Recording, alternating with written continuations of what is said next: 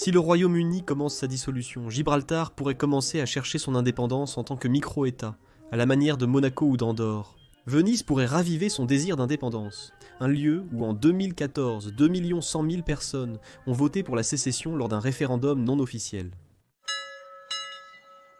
En 2017, l'Union européenne a défini 5 scénarios pour l'avenir de l'Europe dans les années et décennies à venir. Les 5 options étaient de continuer rien d'autre que le marché unique. Ceux qui veulent en faire plus, faire moins, plus efficacement et faire beaucoup plus ensemble. La première option signifiait continuer comme nous sommes. La deuxième signifiait revenir sur le processus d'unité européenne et de souveraineté commune. Et les deux autres signifiaient aller plus loin, vers une Europe plus unifiée et coopérative. Maintenant, ce n'était pas l'une des options incluses dans ces 5, mais il y a des défenseurs d'une Europe plus fédéralisée, une sorte d'États européens unis, où un gouvernement central plus fort existerait, et chaque pays deviendrait non pas son propre pays comme ils le sont maintenant, mais un seul État de ce très grand pays.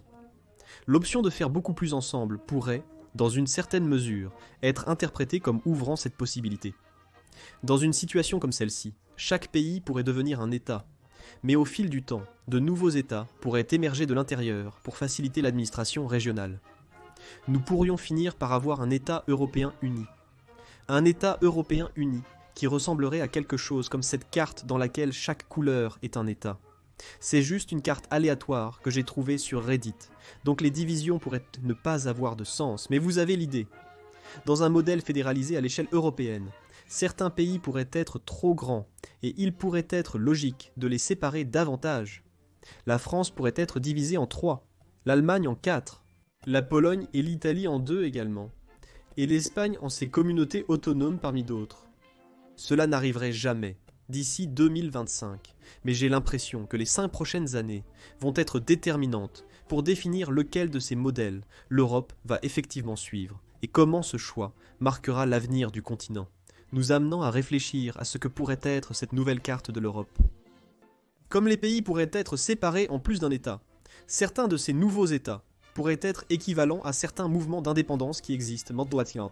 De cette façon, non seulement l'administration locale serait plus facile, mais ces appels à l'indépendance pourraient être réduits au silence, car un certain degré d'autonomie serait accordé. Et ce ne serait plus un scénario de la province X étant gouvernée par le pays Y. Ce serait un ensemble de nombreuses provinces, en tant qu'État, étant gouvernées ensemble par un gouvernement central européen. Évidemment, cela pourrait avoir l'effet inverse, et certains pays voudraient quitter l'Union, en raison d'un refus de renoncer à plus de leur souveraineté. Ainsi, l'effet de tenter de se diriger vers cette idée pourrait avoir le résultat inverse de nous conduire à moins d'union, forçant le suivi de l'option B, rien d'autre qu'un marché unique, ou au plus l'option A, continuer comme nous le faisons actuellement. Et cela soulève une question intéressante. L'Union européenne a commencé 2021 avec le départ final du Royaume-Uni, même si seul le modèle actuel s'était maintenu. Comment l'UE va-t-elle évoluer ? D'autres pays vont-ils la quitter, et de nouveaux vont-ils la rejoindre ? Tout d'abord, concernant de possibles nouveaux départs. Il y a quelques partis à travers les pays européens qui défendent le départ de l'UE, mais ils sont généralement extrémistes, et n'ont pas beaucoup de soutien populaire de plus que vous le souteniez. Ou non, le Brexit était un tel gâchis, confus, et nous présente encore tant d'incertitudes que je doute que dans les 5 à 10 prochaines années, nous verrons un autre pays voulant se lancer seul, du moins jusqu'à ce qu'il puisse dire comment le Royaume-Uni se débrouillera seul, à moins que quelque chose de dramatique ne se produise comme avec la crise de 2012 qui a conduit la Grèce à discuter en interne d'un possible Brexit. Qu'en est-il des nouveaux pays qui rejoignent ? Je ferai bientôt une vidéo complète à ce sujet, mais je voulais le mentionner brièvement ici. Avec le départ du Royaume-Uni, l'Union européenne compte désormais 27 membres, ceux représentés en vert sur cette carte. Outre le Royaume-Uni, il y a quelques lacunes sur la carte qui attirent notre attention. La Suisse est juste au milieu, mais en raison de son histoire neutre, je doute qu'elle rejoigne jamais. De plus, en 2001, ils ont organisé un référendum sur le début des négociations pour adhérer et personne avec 76,8%. La Norvège pourrait, mais il y a le problème de leurs ressources naturelles. Et donc je les trouverai peu susceptibles de le faire, du moins à court terme, mais peut-être un jour, lorsque le pétrole sera épuisé. La principale autre région sont les Balkans. Beaucoup ont déjà rejoint comme la Grèce, la Bulgarie, la Croatie et la Roumanie, mais plusieurs pays sont encore laissés de côté. La Bosnie, la Serbie, l'Albanie, la Macédoine du Nord et le Kosovo au statut spécial. Et c'est en fait dans les Balkans que se situe probablement l'expansion future de l'UE. Il y a actuellement 5 candidats reconnus pour l'adhésion à l'Union européenne. Turquie, Macédoine du Nord, Albanie et Serbie. Et tous ont commencé les négociations d'adhésion, qui incluent le respect de certains principes et règles de l'UE. Certains processus continuent d'avancer vers une entrée prévisible, attendue à partir de 2022. Mais 2025 est une date plus probable pour que l'UE atteigne 29 membres. Mais d'autres candidats ont malheureusement fait marche arrière, comme la Turquie, qui est maintenant incroyablement peu probable de rejoindre l'UE. Et qui d'autre pourrait rejoindre ? Il y a la question des micro-États. Andorre, Liechtenstein, Monaco, Saint-Marin et la Cité du Vatican, qui ne sont pas membres officiels, mais sont de facto membres, car ils participent à la zone euro, utilisant l'euro comme monnaie, à l'exception du Liechtenstein, où le franc suisse est utilisé, ayant également des frontières ouvertes avec leurs pays voisins d'Espagne, de France et d'Italie, ce qui les rend partie des accords de libre circulation de l'UE, éliminant ainsi le besoin de rejoindre officiellement. Il y a quelques autres États, concernant lesquels l'élargissement a été discuté, mais dont la demande d'adhésion pourrait avoir lieu. Les règles de l'UE stipulent que tout pays européen qui est une démocratie peut demander à rejoindre l'Union.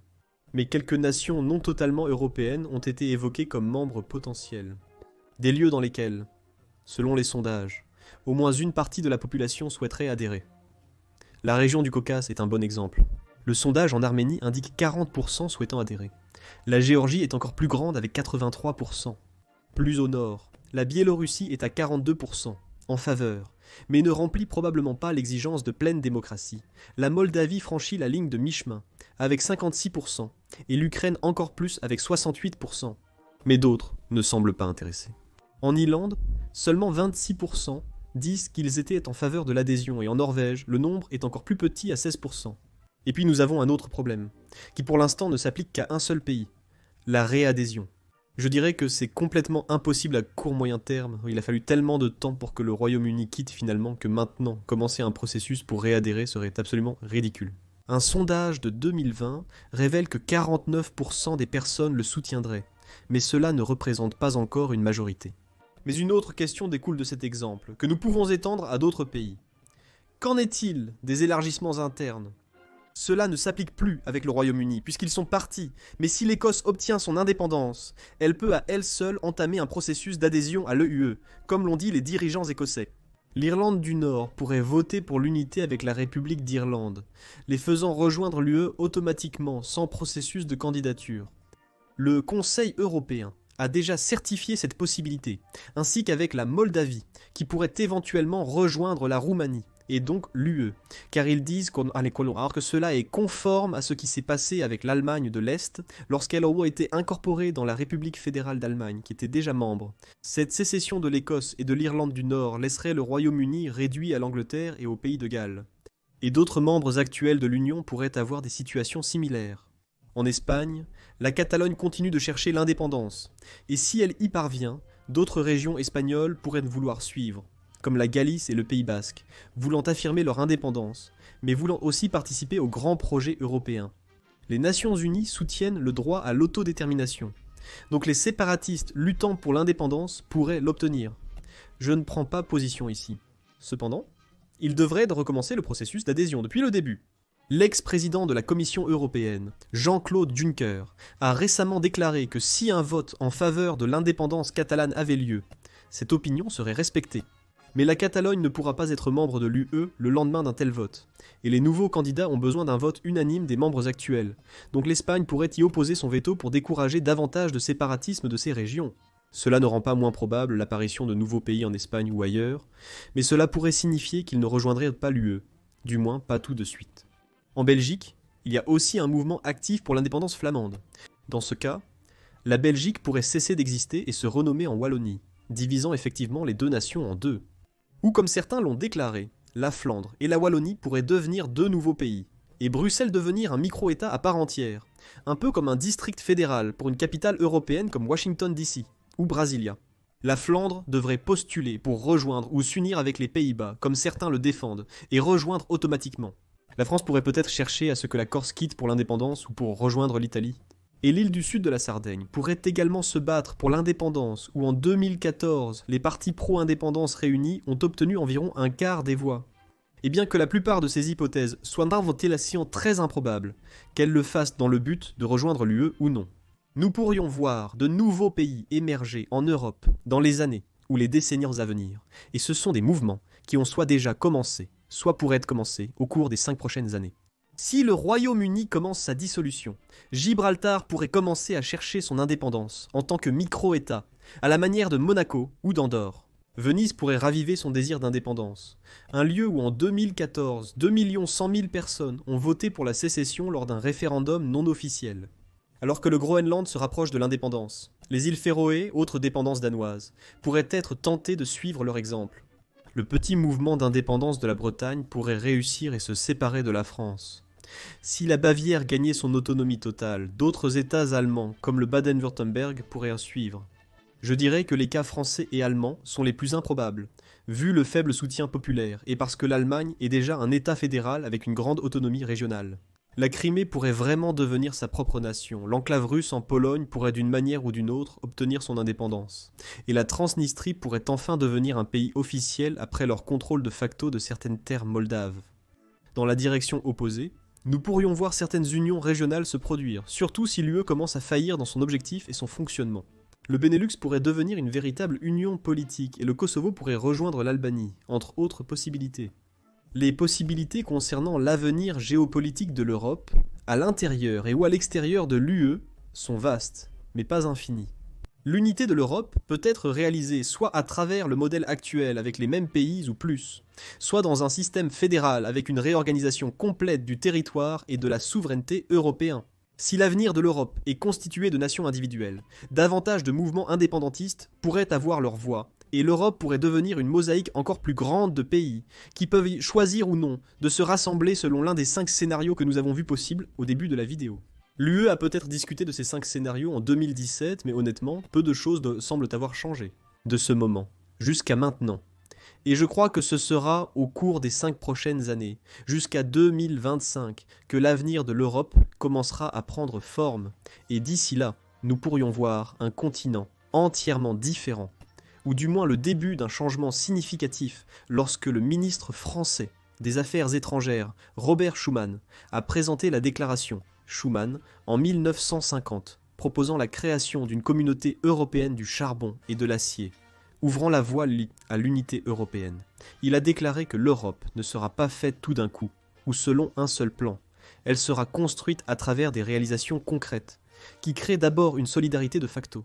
Que plus de réalisations l'Europe réalisera ensemble et quels pays y participeront, est une question à laquelle nous ne pouvons pas répondre, mais que ce soit par le fédéralisme, une union régulière, un simple marché unique, ou par des accords individuels entre les pays que nous connaissons aujourd'hui, ou d'autres qui pourraient bientôt être créés.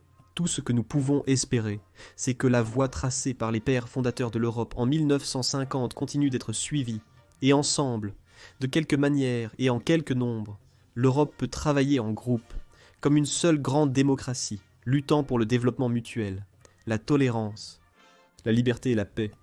Et c'était un bref aperçu des scénarios hypothétiques qui pourraient, au cours des 5 prochaines années, commencer à prendre forme et comment l'Europe pourrait commencer à paraître différente alors que nous atteignons 2025 et les décennies qui suivront. Merci beaucoup d'avoir regardé cette vidéo. Abonnez-vous si vous le souhaitez et laissez un commentaire ci-dessous avec vos opinions. Pensez-vous que le fédéralisme est une bonne idée ou l'UE devrait-elle être réduite à un seul marché? Devrait-on procéder à davantage de subdivisions de pays? Et de nouveaux pays devraient-ils être fondés selon la volonté des populations locales? Et ces nations devraient-elles rejoindre une union avec le reste?